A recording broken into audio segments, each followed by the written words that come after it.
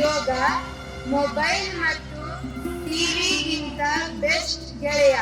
ದಿನಪೂರ್ತಿ TV mobile ದಾಸರಾದರೆ ಕಣ್ಣಿಗೆ ತುಂಬಾ ತೊಂದರೆ ಆಗುತ್ತದೆ. ಅದೇ 10 ನಿಮಿಷ ಯೋಗ ಮಾಡಿದರೆ ದೈಹಿಕವಾಗಿ ಮತ್ತು ಮಾನಸಿಕವಾಗಿ ಪ್ರಶಾಂತ ರೀತಿಯ ಭಾವನೆಯನ್ನು ನಮ್ಮ ಮನಸ್ಸಿನಲ್ಲಿ ಉಂಟು ಮಾಡುತ್ತದೆ. ನೆನಪಿನ ಶಕ್ತಿಯ ಸೀಕ್ರೆಟ್.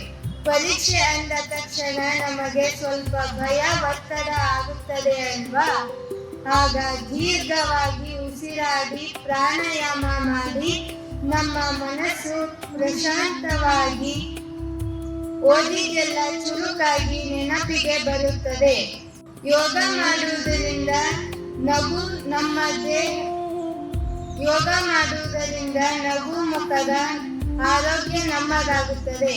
ನಮ್ಮ ಮುಖದಲ್ಲಿ ಸದಾ ನಗು ಇರೋ ಕಡೆ ಬೇಜಾರೇ ಇರುವುದಿಲ್ಲ, ಹೌದಾ?